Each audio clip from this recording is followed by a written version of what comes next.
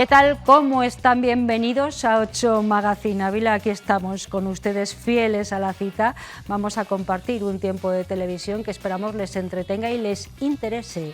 Ese es nuestro objetivo, y con ese interés y con esas ganas y esa disposición preparamos siempre nuestros programas con cariño ante todo. Uno de los temas que hoy van a nutrir nuestro 8 Magazine Ávila es musical. Con música vamos a terminar hoy porque Juan Carlos Delgado, que es músico, estará aquí con nosotros para hablarnos de sus proyectos más recientes y también para hacernos disfrutar de música en directo en este plató que tanto nos gusta. Bueno, ese es uno de los asuntos, el último, por cierto, pero hay más. Además, hablaremos de educación de la mano de la Universidad Católica de Ávila.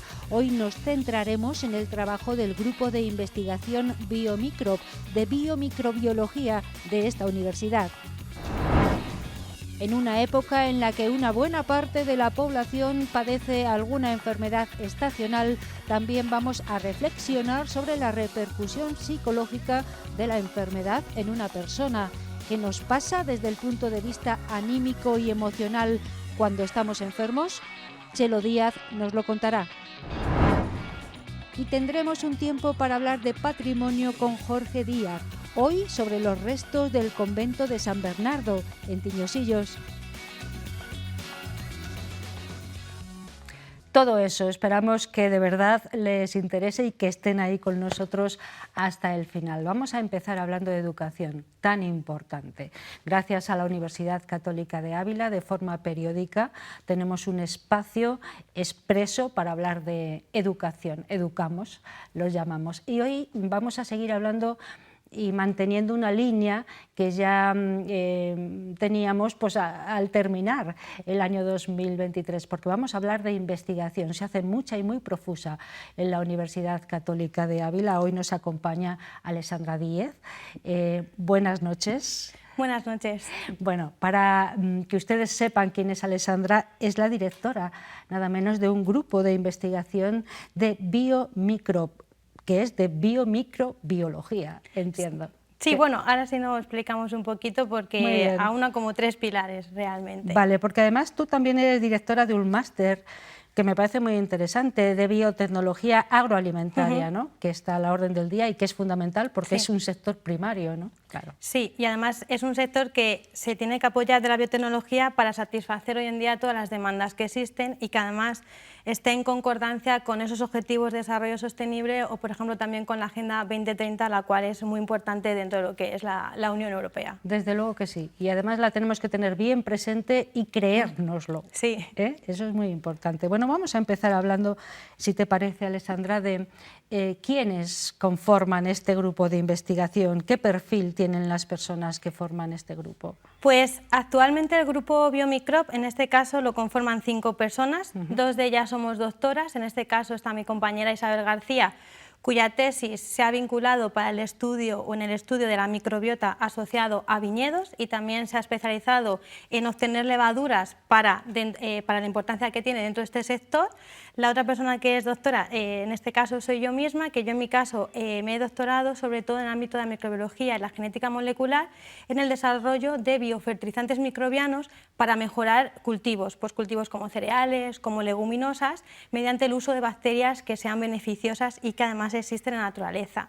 Luego también contamos en el grupo con 2 técnicos del laboratorio, en este caso con Patricia y con Lidia, las cuales se están adentrando dentro también de la investigación. Y luego, por último, tenemos a una chica que se llama Sandra, que es personal investigador, que es una persona que está contratada con unos proyectos que tenemos actualmente activos. Bueno, cada vez que hablamos de investigación, seguramente muchos de los espectadores se imaginan a alguien ahí con una mata blanca, unas gafas, en un laboratorio ahí con probetas, ¿es así? Sí, sí, no, bueno, además en nuestro caso el grupo Biomicro realmente lo hemos creado para ser un grupo especializado, en este caso para utilizar microorganismos beneficiosos con un punto de vista biotecnológico y además también estudiar la microbiota que está en los ecosistemas, porque muchas veces son las grandes olvidadas, pero realmente tienen una gran repercusión en la salud de los ecosistemas y al final también en la salud que por ejemplo, necesitamos el ser humano. Entonces, sí, nosotras somos las típicas que cuando sale algún tipo de gente que está trabajando en el laboratorio con pipetas, pipeteando, ¿sí? Pues realmente lo que trabajamos, porque también trabajamos a nivel genético, mediante técnicas de ingeniería genética o mediante la aplicación de técnicas ómicas que son muy novedosas, como por ejemplo el estudio de microorganismos que sepamos que son buenos y que nos interesan por pruebas que hemos hecho previamente en el laboratorio, pues analizar su genoma, por ejemplo, es decir, qué genes puede tener esa bacteria o esa levadura que nos puedan... efectivamente, sí, eso es exactamente esas lo que imágenes podemos hacer nosotros. Corresponden a vuestro trabajo, ¿no? Sí, y realmente, pues claro, porque trabajamos mucho con ADN a nivel molecular, pero también en este caso para obtener esos microorganismos, como comentaba anteriormente, para poderlos aplicar y realmente que tengan un bien, ¿no?, dentro de lo que es la sociedad.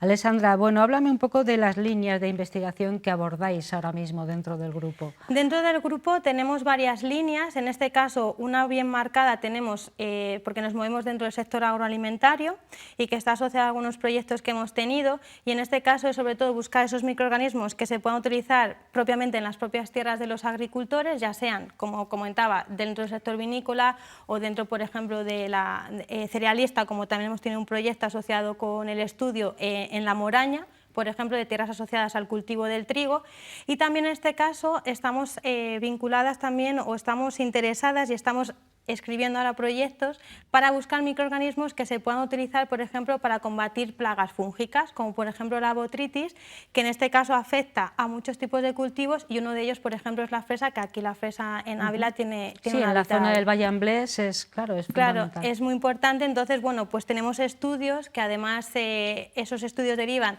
de trabajos de fin de grado que ha hecho alguno de los alumnos que hemos tenido en el laboratorio, pues han sido galardonados con algún tipo de premio, que de hecho ahora estamos esperando hacer una publicación con esos datos y queremos seguir con esa trayectoria, pero no solamente aplicarla al cultivo de las fresas, sino por ejemplo también a la vid, que también es otro de los cultivos que se ve afectado por este tipo de microorganismo de patógeno. Y luego ya las últimas que estamos buscando son también buscar microorganismos que sean beneficiosos, en este caso, pues por ejemplo, para animales de consumo, que también hemos tenido un proyecto asociado con esta línea, de manera que se utilice para proporcionárselo, de manera que reduzcamos el uso de antibióticos en los animales que posteriormente vamos a consumir. Fundamental, muy importante vuestro trabajo, porque además redunda en el bienestar y en la salud de ese sector que decíamos primario, del que de alguna forma nos tenemos que nutrir todos, ¿no? Sí, que es la base de nuestra sociedad.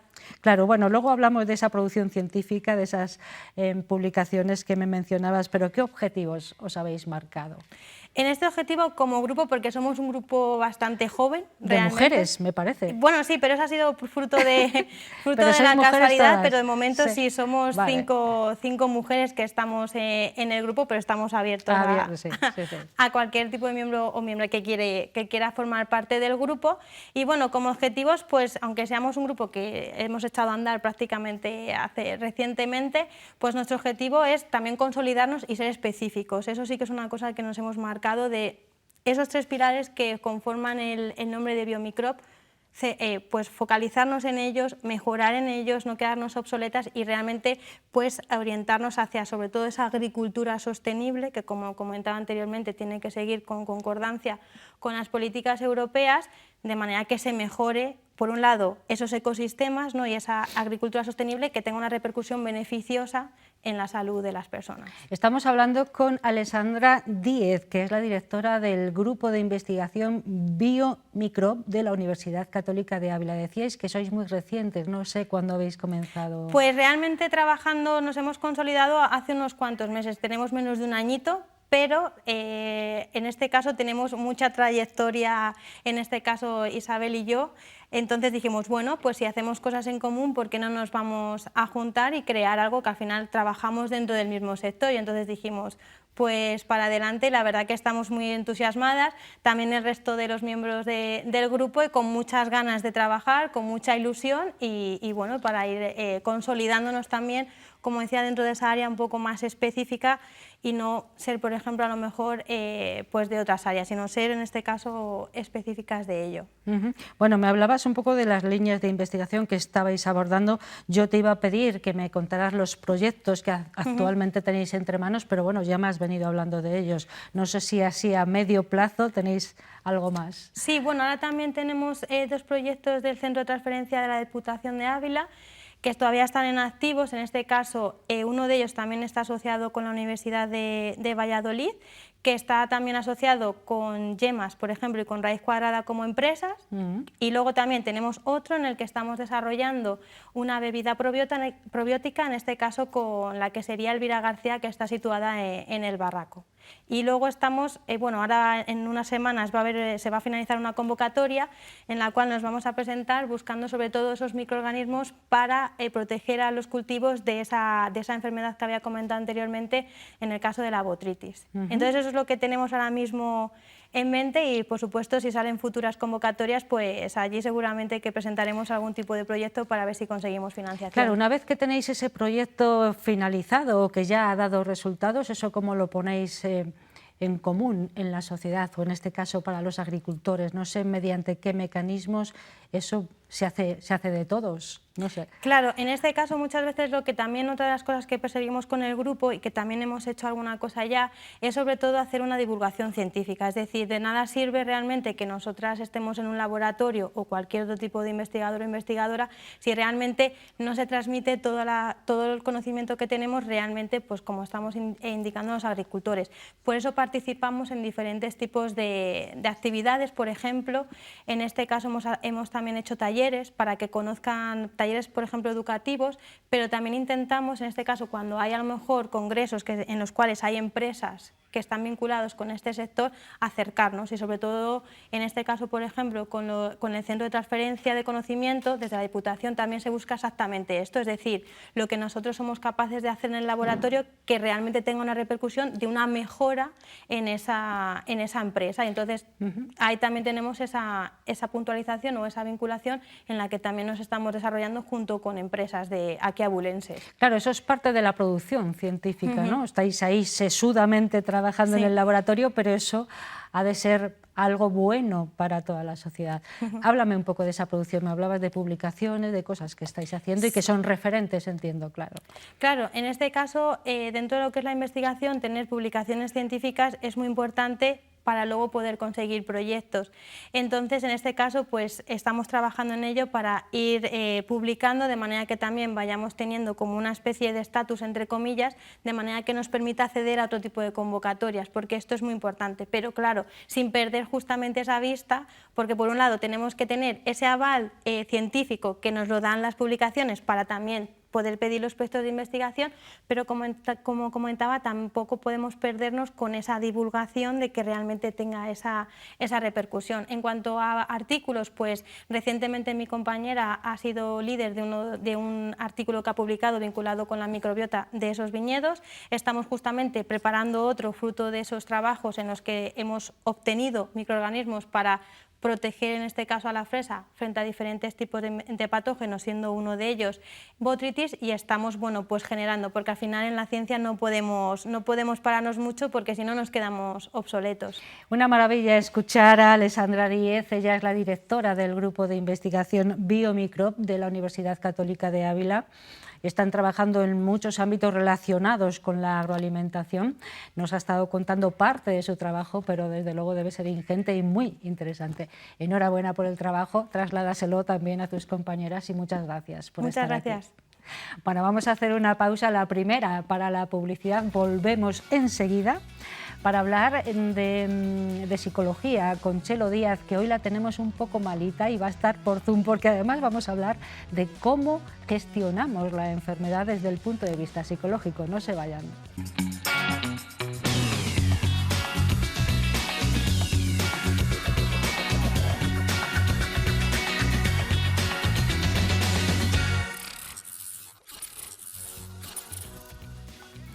Ya estamos aquí después de la publicidad y como les avanzaba antes de los anuncios, tenemos hoy nuestra consulta de psicología. Chelo Díaz nos acompaña, como es habitual, cada 15 días, pero la compañía de Chelo hoy no es tan habitual, no la tenemos en plató, cosa que sentimos mucho, la tenemos vía internet a través de Zoom porque está un poco pachucha en casita. Chelo, buenas noches, ¿cómo te encuentras? ¿Qué tal estás? Buenas noches, Ana. Pues bueno, bien, el paracetamol hace su efecto, pero aquí con carita de acelga mustia. Pero bueno, bien, muy bien acompañada con mi gatita, con Mimi. No sé, igual la veis, aquí está Mimi, mi gatita, Sí. Así que no puede estar mejor. La vemos y te dará mimitos y cariños, que es lo que necesitamos todos cuando estamos malitos, ¿no? Pues sí, Entiendo. la verdad es que cuando estamos malitos, que nos sentimos vulnerables, también depende, ¿no? La enfermedad, ¿no? No es lo mismo, pues como, no sé, un proceso gripal de estos que estamos viviendo ahora casi todos, que estoy viviendo yo, a cuando es una enfermedad más seria, ¿no? Pero sin duda el sentimiento de vulnerabilidad, los mimitos, la compañía, pues suele ayudar mucho, sí. Claro, Sí, es claro que sí. de eso precisamente hoy vamos a hablar con Chelo Díaz. Hemos aprovechado que ella estaba un poco vulnerable, malita, mimosa, para que nos Sí. cuente cómo es nuestra relación psicológica con la enfermedad, qué emociones o qué sentimientos, qué es lo que nos desencadena una enfermedad física, ¿no, Chelo? Claro, claro. A ver, tiene mucho que ver, he estado pensando en ello primero por mí, ¿no? Cómo me sentía yo, ¿no? De pronto teniendo que paralizar toda mi vida o cambiándola mucho, ¿no? Y luego un poco por lo que me traen también los pacientes, ¿no? Cuando están malitos, con cosas muy serias y con cosas, bueno, pues digamos más frívolas o más triviales como esto, ¿no? Cuando, por ejemplo, nos enfrentamos a una enfermedad, tocamos mucho con nuestras experiencias tempranas con la enfermedad, o sea, nuestros aprendizajes tempranos, cómo yo aprendí a relacionarme con la enfermedad. Por ejemplo, si yo era una niña y me enfermaba, ¿qué pasaba, no? Si a lo mejor se me exigía que estuviera bien, no se me permitía, o si lo vivía con miedo y me sentía sola, o si resulta que conseguía beneficios secundarios porque me hacían más caso, más atención, ¿no? Todo esto va a marcar nuestras experiencias tempranas, los aprendizajes con la enfermedad, va a marcar cómo luego nos vamos a relacionar con la enfermedad. Me parece interesante, muy interesante lo que dices, o sea que todo viene pues eso de nuestro bagaje de niños. ¿Qué sucede mentalmente, Chelo, cuando estamos enfermos? ¿Qué es lo que pasa? ¿Qué mecanismos se activan o se desactivan? Pues sobre todo lo que pasa es que tocamos mucho con vulnerabilidad y al ser humano en general no nos gusta esa sensación, no nos gusta sentirnos vulnerables. Bueno, yo creo que a ningún animal, ¿no? Y nosotros también somos un animal, por mucho que se nos olvide a veces. La vulnerabilidad al final toca con incertidumbre y conecta con miedo y claro, nos sentimos de pronto vulnerables, ¿no? Y esto a veces una de dos, o lo aceptamos, lo manejamos bien, nos hacemos buen acompañamiento o hacemos conductas evitativas para no sentir la vulnerabilidad.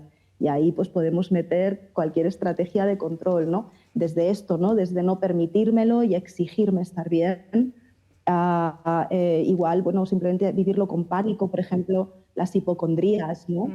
Sí, efectivamente, hay Lo muchas viven. personas, claro, que sufren la hipocondría y es un sufrimiento en primer lugar para ellos y luego, claro, también para quienes les rodean o están a su cuidado, ¿no? Claro. Claro, claro, claro. A ver, en una hipocondría lo que está pasando es que la persona genera una fobia, una ansiedad enorme a la enfermedad, ¿no? De modo que ya no solamente es que en un momento dado pueda tener esa enfermedad y cómo la vive, sino el miedo, la anticipación a, ¿no? Y ahí lo vive uno con muchísimo miedo, con muchísima ansiedad, ¿no? Bueno, estamos ahora mismo en un periodo pues, bastante complicado en cuanto a enfermedades estacionales.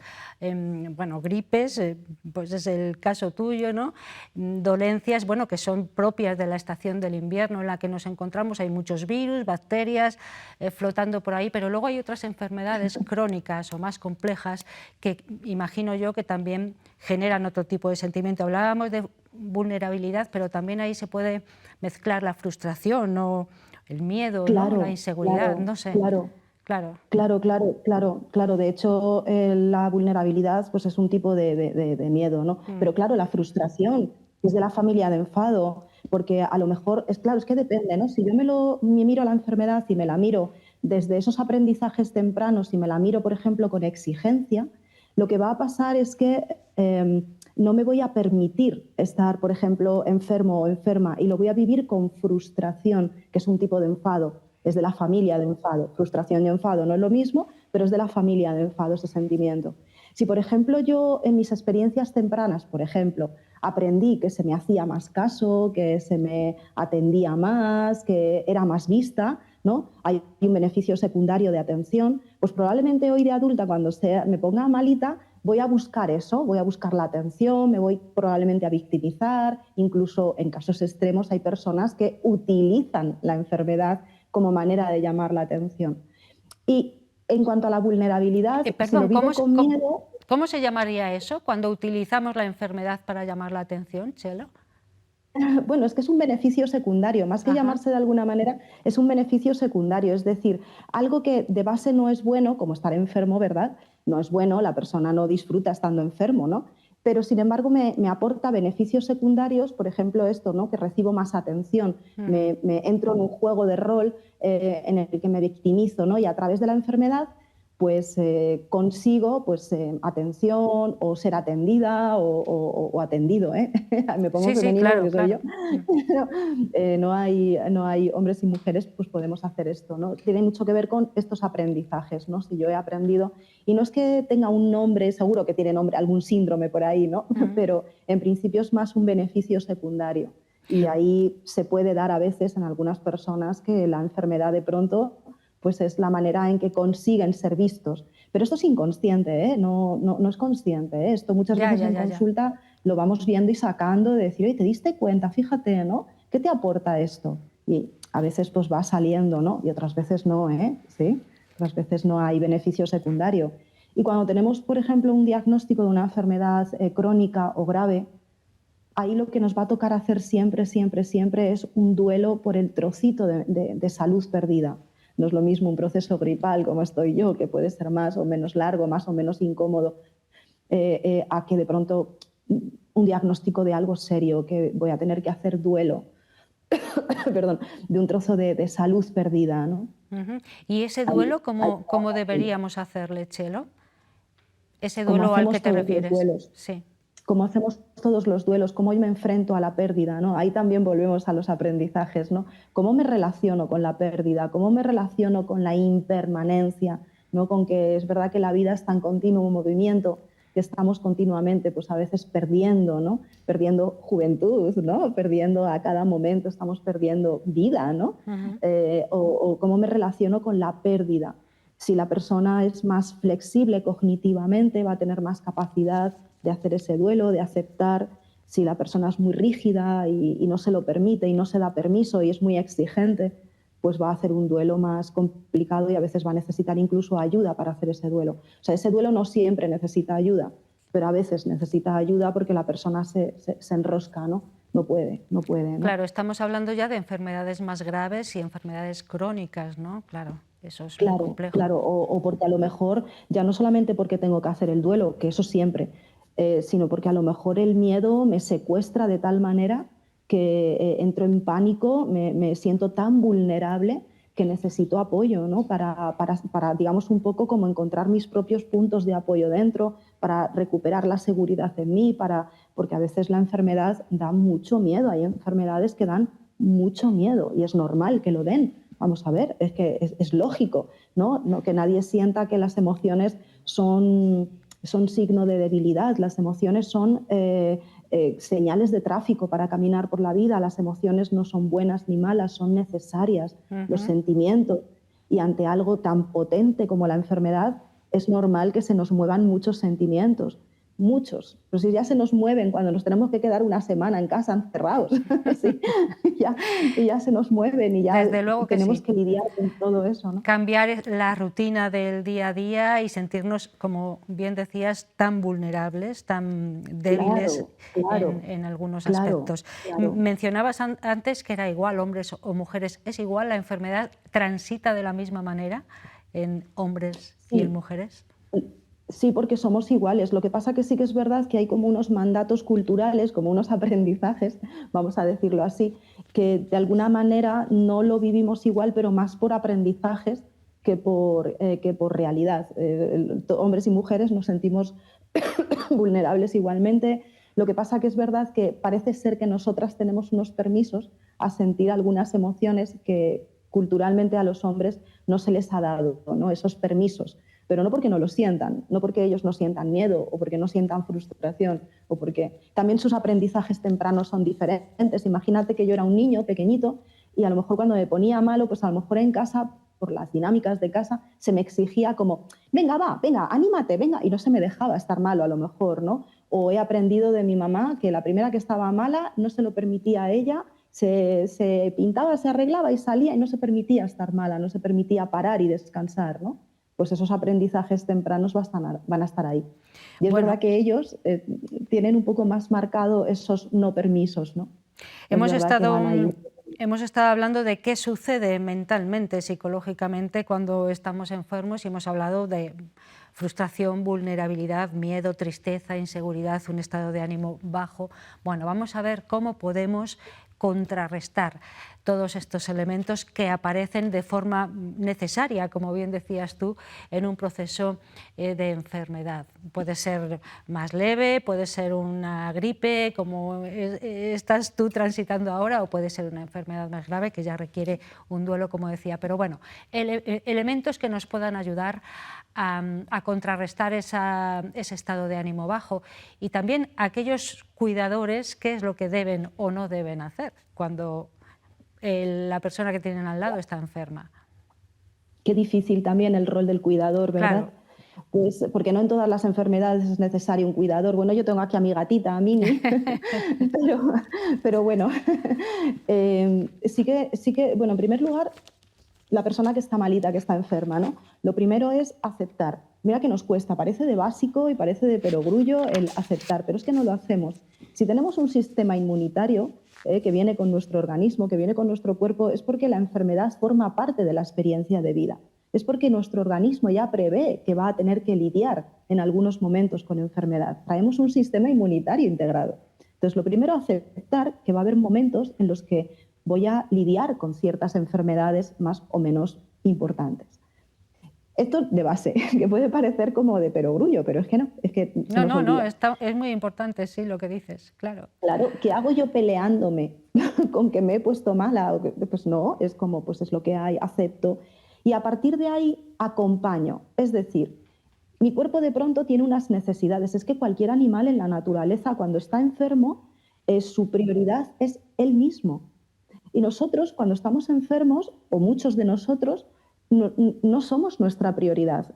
Intentamos como continuar con otras prioridades y se nos olvida que la prioridad es atender a nuestro cuerpo. Y a lo mejor mi cuerpo me pide descanso, o a lo mejor mi cuerpo me pide que silencio, o a lo mejor mi cuerpo me pide y lo que me pida se lo voy a dar. Es decir, voy a ser compasiva conmigo, ¿sí? Voy a trabajar la compasión conmigo, es decir, me voy a acompañar.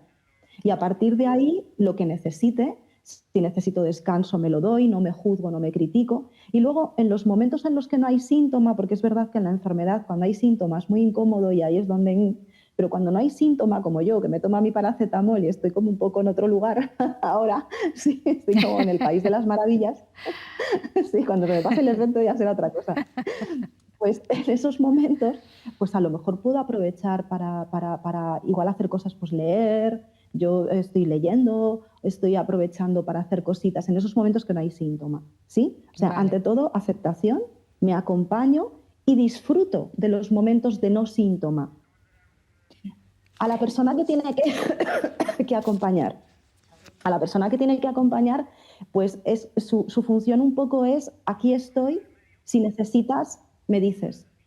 Vale. No es bueno tampoco el acompañamiento constante de, oye, tal, y fíjate, y toma, y no. No, Ser la sobreprotección pesado, ¿no? tampoco. Sí. Vale. Estamos en adultos, como, oye, estoy aquí, cualquier cosa que necesites, aquí estoy.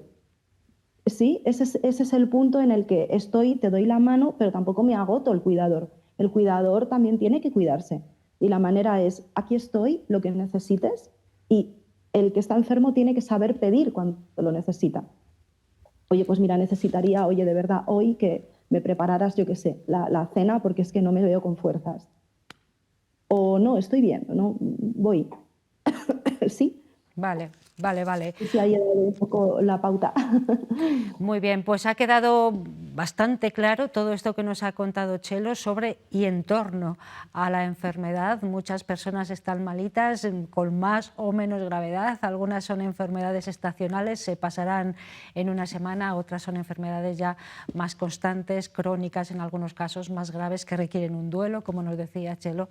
En cualquier caso, allí con tu gatita y bien calentita, esperamos que te pongas buena muy pronto y tenerte aquí en plató lo antes posible. Cuídate mucho, Chelo, y muchísimas gracias por haber hecho un hueco Muchas y ese gracias. esfuerzo por estar con nosotros. Vosotros también, cuidaros mucho. Muchas gracias, Chelo. Ponte buena. Gracias. Vamos a hacer otra pausa para la publicidad. Después hablaremos de patrimonio con Jorge Díaz.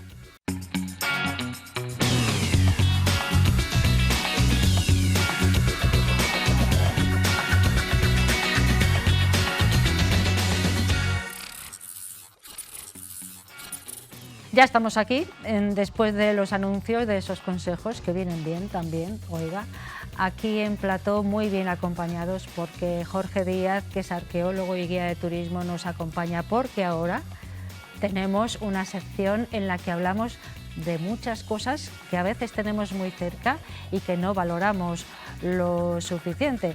Jorge Díaz, como les digo, nos acompaña en este plató. Buenas noches, Jorge. Hola. Y vamos a hablar de patrimonio cercano y que además es contemporáneo, podríamos decir. Bueno, porque esta es nuestra sección de hablar de muchas cosas relacionadas con eso, con el patrimonio.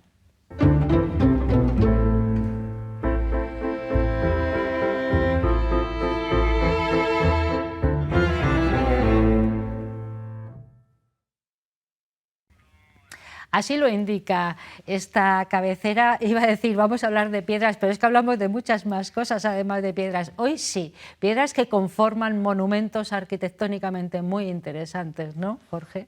Sí, hemos buscado un ejemplo de ruinas, de edificios, en este caso conventuales, de monasterios, que tenemos unos cuantos en la provincia. Vamos, hay monasterios, por supuesto, muy bien conservados, pero luego hay otras que son en estado de ruina, ¿no?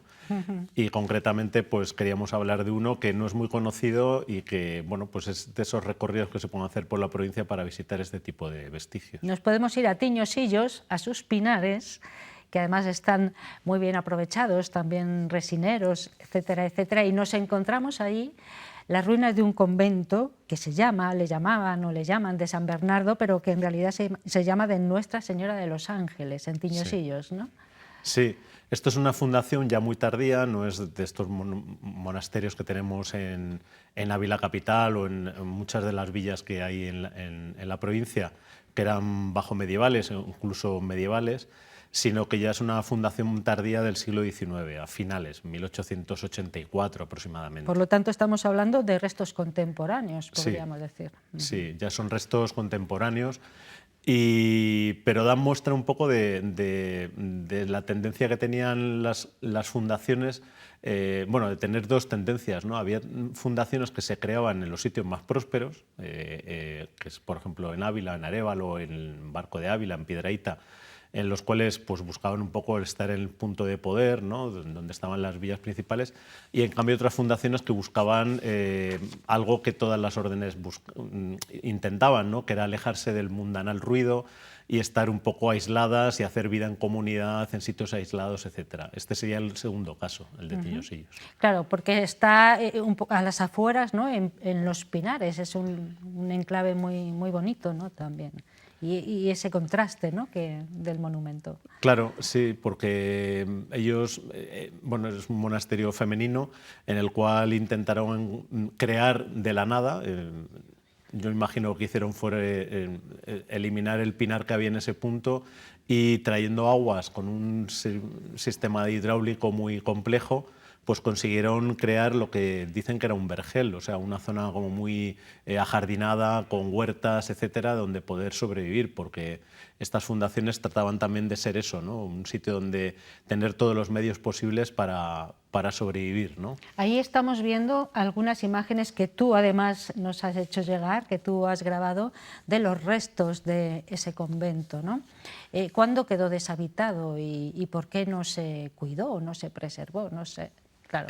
Bueno, es una fundación que auspicia un obispo de Ávila y la favorece, pero ese obispo luego marcha a otra diócesis, entonces digamos que se quedaron un poco huérfanas, ¿no? En el sentido de que no tenían a su principal, no ya mecenas, sino impulsor, ¿no? Entonces, digamos que habían creado un monasterio, un sitio un poco propicio de alguna forma, ¿no? Construyeron la iglesia que veis, estaba la zona de las celdas, tienen un palomar. Es grande, ¿no? Sí, es una extensión amplia. ¿Sí? Yo creo que rondaban las 25 religiosas las que vivían allí, y todos los monasterios siempre son extensos porque tienen toda la superficie productiva, tienen gallineros, tienen, pues en este caso, palomar. Tienen toda la red de suministro de agua, como decía antes, la zona de celdas, la zona de, bueno, la propia iglesia, luego cochiqueras, tenía un poco toda la infraestructura. Entonces sí, es una superficie amplia. Y decíamos que quedó deshabitado, no sé en qué, Sí, en qué momento. Se funda en el 84 aproximadamente, y en 1913-14 creo que es cuando ya deciden abandonarlo. En 1884 se funda y en el 13 del siglo XX O sea, prácticamente pues dura unos 30 años, 30 y pico años, ¿no? Lo que estuvieron allí. Vale, ahí han quedado, pues por el paso del tiempo, estos restos, pues porque no se han, me imagino, no se ha cuidado que su preservación, entiendo, ¿no? Ahora tenemos una serie de restos, de ruinas, que no sé qué hay que hacer en estos casos. Cuando tenemos ruinas de, por ejemplo, un convento como este, hay que intervenir, hay que dejarlo como está, si hay que intervenir, de qué manera, no sé. ¿Qué nos dice el arqueólogo? Yo, quizás por defecto profesional, me gustan mucho las ruinas, porque mi oficio es ir a la ruina, ¿no? Me lleva a la ruina, es un chiste malo, ¿no? De arqueólogos, el oficio que lleva a la ruina. Sí que es verdad que vamos a lugares, o sea, evidentemente en Grecia tú vas a ver el Partenón y no esperas verlo reconstruido y te gusta como ruina que es, ¿no? Y tienes que quizás hacer un ejercicio de imaginación, o un castro de la provincia de Ávila, tú lo ves como está y no te esperas ver todas las chocitas, las cabañas reconstruidas, ¿no? O sea, la ruina en sí tiene su interés por el paso del tiempo. En el caso, por ejemplo, de este convento, pues está abocado a desaparecer porque la fábrica es sobre todo de adobe, que es curioso porque utilizaron mucho adobe y menos ladrillo. Ladrillo sí que utilizaron contrafuertes, pero por ejemplo la iglesia prácticamente es toda adobe. Y el adobe es un material que en cuanto no se mantiene, sí, se tiende a disgregar y se deshace, o sea que desaparece, ¿no?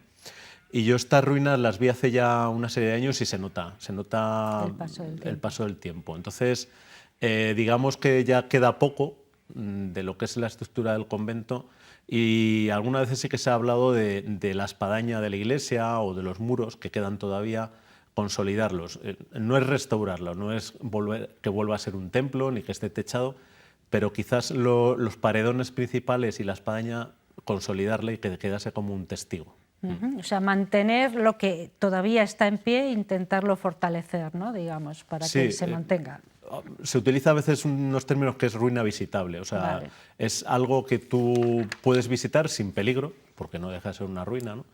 Pero está consolidado para evitar que se vuelva a degradar o que le suceda a alguien que entre ahí, ¿no?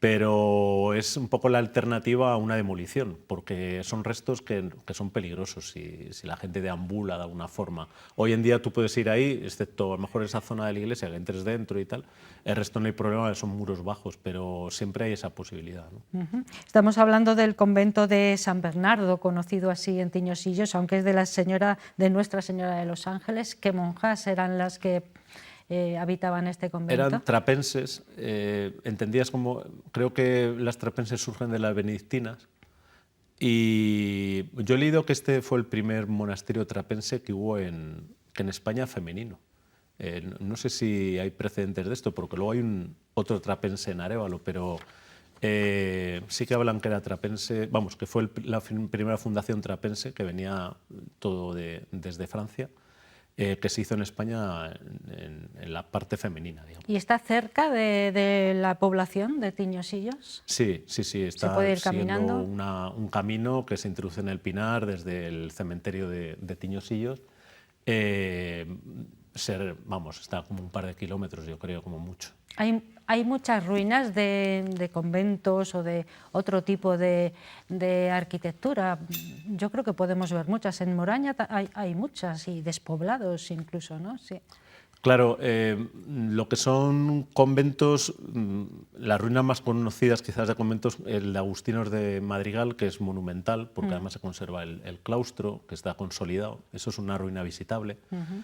En Arévalo hay ruinas de varios conventos. En Ávila Capital tenemos lo que son los Jerónimos, tenemos ruinas, bueno, hoy se podría hablar de las Gordillas también, como una ruina, pero esa no es visitable, pero son las ruinas del convento, aparte de la iglesia, que está en buen estado.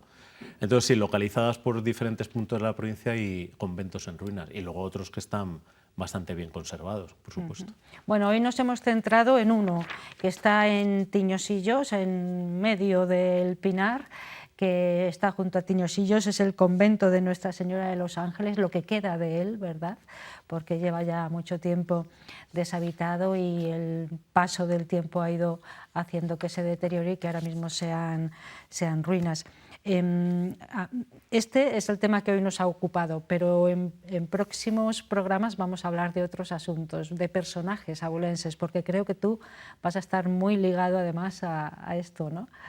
Sí, voy a impartir un curso en la Fundación Ávila, aquí en Ávila, capital, dedicado a personajes abulenses. Entonces he diseñado un programa que sea de personajes no tan conocidos, ¿no? O sea, que son personas que hicieron algo notable en diferentes campos, desde el tema religioso hasta el tema literario, hasta el tema político, y que de alguna forma tuvieron pues incidencia en su época, ¿no? Pero que quizás no sean los más recurrentes, ¿no? Como son a lo mejor Teresa de Jesús, o como pueda ser la reina Isabel, etcétera, etcétera. O sea, un poco esa vertiente un poco más secundaria, pero que algunos fueron muy curiosos, ¿no? Sus vidas, etcétera. Bueno, muy bien, porque el patrimonio de esos personajes de los que nos va a hablar Jorge forma parte de este programa. Hoy hemos hablado de unas ruinas, de un convento en Tiñosillos, pero en próximos programas hablaremos de personas que dejaron su huella, ¿no? Todos la dejamos, pero bueno, de forma más singular, ¿no?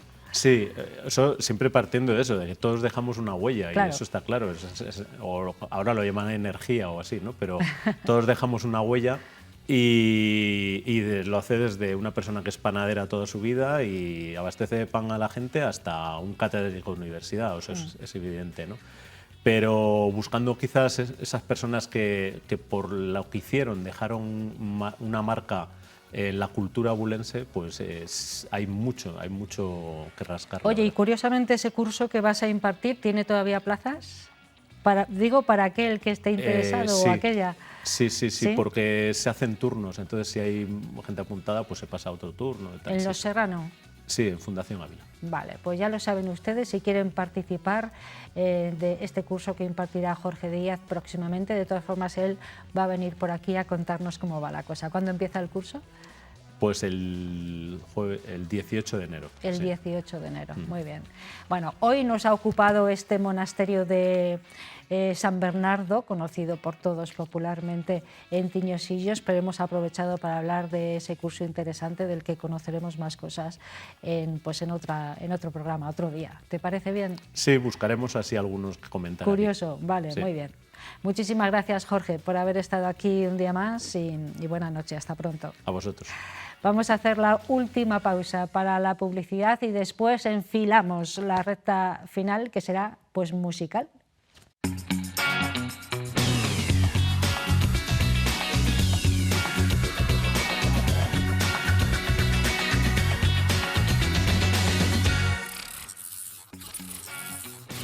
Llegamos al final de 8 Magazine Ávila. Como ya les avanzaba antes de los anuncios, es un final musical. Vamos a tener música en directo aquí en este plató de 8 Magazine, cosa que siempre nos pone muy contentos. Hoy nos acompaña Juan Carlos Delgado.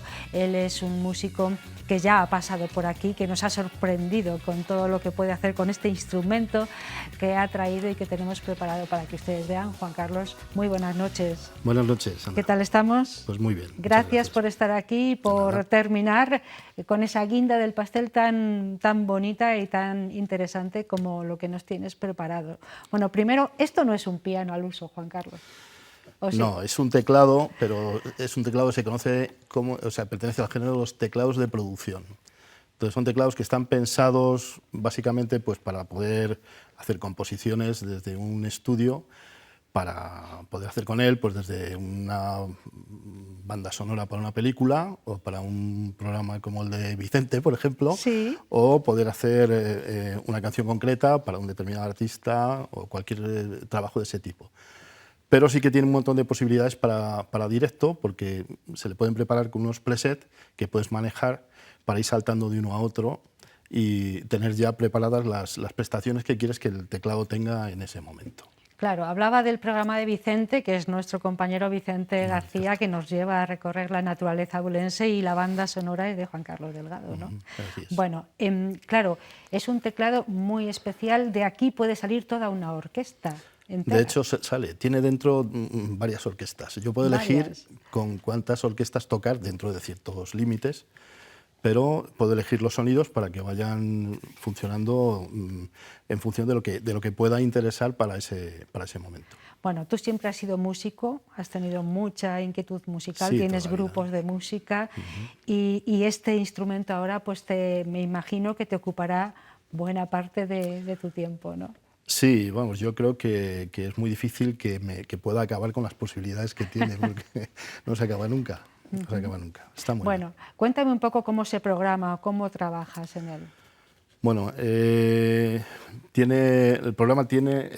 instrumento consta de un teclado normal y una serie de elementos informáticos que permiten, mediante samples, que son grabaciones de otros instrumentos, poder hacer que todo el teclado, o bien una parte de él, se convierta pues, desde una flauta hasta un saxo o una guitarra, o cualquier instrumento casi que te puedas imaginar. Tocando una sola tecla, sí, va a sonar por ejemplo, diferente. A ver qué tenemos aquí. Voy a cargar un archivo cualquiera. Sí. Y entonces en este archivo, pues yo ahora mismo estaría tocando una corneta, y tengo una corneta aquí, quito la... Es una corneta militar.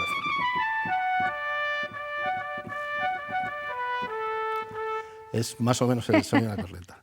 Pero si cambio de registro, pues puede sonar como un violín. De hecho, son varios violines.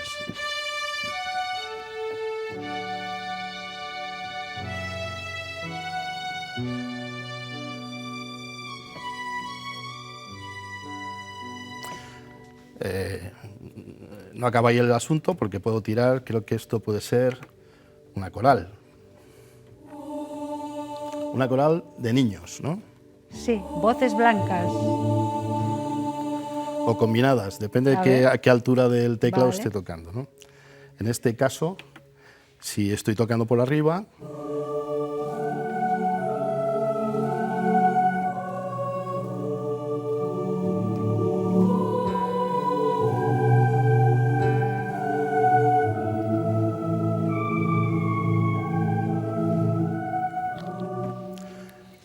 podría ser cualquier otra cuestión que instrumento, quisiera. incluida la voz humana. Bueno, Pues, tú has participado en muchos eventos, has puesto música a muchos eventos. Háblame de los últimos, porque sí que han sido importantes y pues mira, trascendentes. este año he hecho música para 3 eventos concretos. El primero fue ha sido el año del recuerdo del Holocausto judío, y en un evento que se organizó para ese recordatorio, en el que vinieron muchísimas personas que ya tenían sus añitos, y que habían vivido. seguramente hubieran vivido la época y tal. y luego una segunda generación que ya también tiene muchos años. Y en ese evento preparé una serie de elementos que había recogido en el gueto de Varsovia y me hice un estudio sobre el cancionero judío de finales del siglo XVIII y del mismo hecho de finales del siglo XIX, ¿no? Entonces elegí algunos temas y los adapté al teclado. Entonces me acuerdo con un tema concreto que yo estaba tocando con una hilera de personas en primera fila, y es que era un mar de lágrimas. Ya, claro, tú verás. Un mar de lágrimas. Tremendo. Estaban recordando exactamente lo que ellos conocían y toda la época aquella y tal. Entonces, ese ha sido uno de los eventos, siempre son 4 o 5 temas. Luego otros recientemente que hemos preparado ha sido un homenaje a Picasso en el Episcopio, que para el cual se editó este pequeño librito que hicimos entre José María Muñoz Quirós y yo, en el que se recogen 9 poemas, cada poema de un poeta distinto, y cada poeta ha glosado uno de los personajes del cuadro del Guernica de Picasso. Entonces resultó una historia interesante. Ahí vemos el libro, que lo tienes. Sí, bueno, sí. Esa cámara lo está tomando. Sí, no te preocupes. No sé si lo verá. Se complementaba con una suite de 4 temas, donde yo había hecho la música para acompañar el evento y la lectura de la poesía. Y los temas eran, pues uno hablaba sobre el ambiente de guerra en España. Hay que tener en cuenta que esto es del año 37, estamos en plena guerra civil. El segundo era una premonición la premonición del bombardeo por las circunstancias que se daban alrededor y tal. Entonces había una serie de flautas que avisaban a la gente, era un día de mercado y tal. Y, bueno, el tema reflejaba un poco ese ambiente.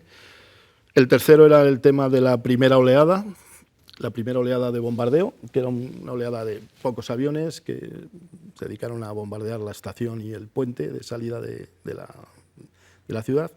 Y el cuarto era la oleada gigantesca que arrasó la ciudad. Y luego había un quinto, que era el final, que lo que hacía era mostrar la desesperanza, la angustia, las lágrimas y el sufrimiento y tal.